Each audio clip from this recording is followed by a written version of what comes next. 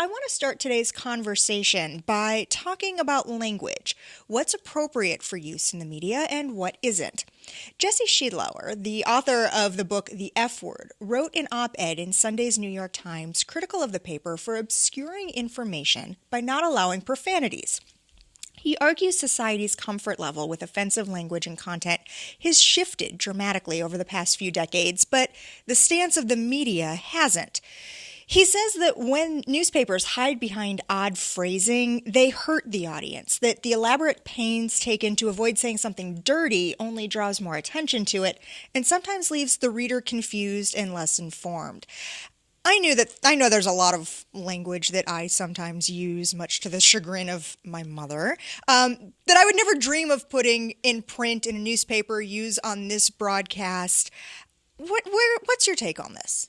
Well, I think it's one of those things where as the language changes, I think people get more comfortable with it, but there's still a certain segment of the audience that newspapers in particular generally go after, that you could probably offend by using some of those words.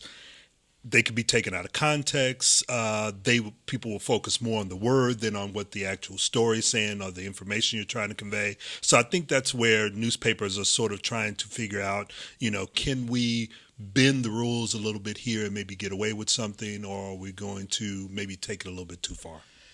I agree with all of that, and I don't want to advocate a free-for-all, but I also think that a lot of the practices we have now are kind of vestiges of a time when there were only a few news outlets, and we thought somehow we had to be arbiters of taste or culture or whatever. And even if we think we'd like to be that still today, I don't see how we really can be. There's just too much media out there, too many other influences, and frankly, sometimes I think it makes us look dumb because we won't use the language that people are actually using, especially when the language itself, the word, is central to the story somehow, right? Like Dick Cheney and what he had to say about a member of the Senate using the F word, right? If you can't use that language in your news reporting, I think you're not only doing a disservice because you're not giving all the facts, but you're being perceived by some people at least as being naive. I think in those instances where the word is essential to the story, that you're right, Mike, that those words need to be used because that's what the story is about. I mean, your Dick Cheney example is perfect in trying to talk about that. But I think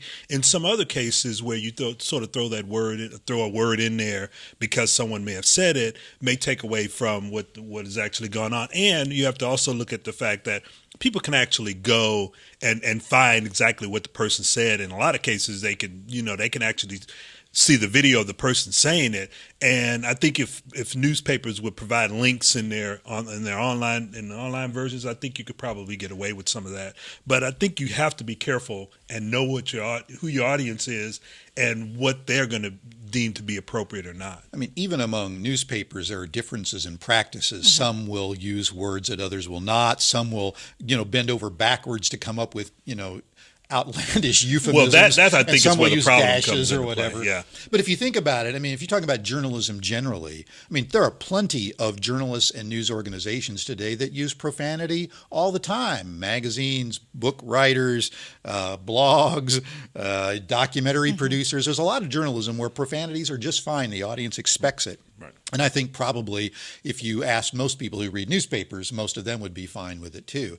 Radio and TV, broadcast radio and TV, on the other hand, that's a different animal. And the FCC prohibits obscenities. We've long since used the George Carlin example of the words you can't say, is kind of being that standard.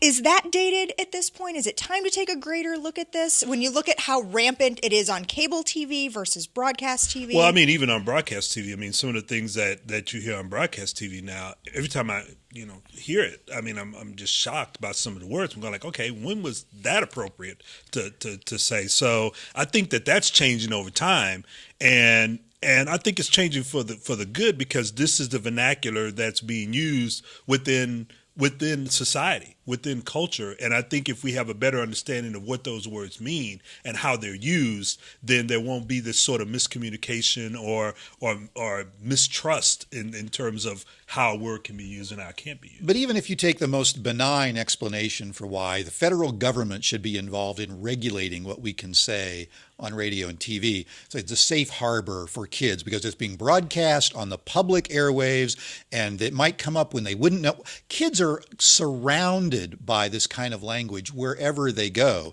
And then if you add in the fact that the vast majority of content now we receive is not over the air, it's from cable and increasingly, or satellite and increasingly from the internet, at what point do we get to where it's not the federal government's responsibility, because it's not scarce public resources that are being used to justify regulating that content? And I think, to a certain extent, especially when you talk about the internet, we're already at that point, because there are places that people can go and kids can go where if their parents are monitoring them or monitoring their use of the internet, they're going to pick up all sorts of language.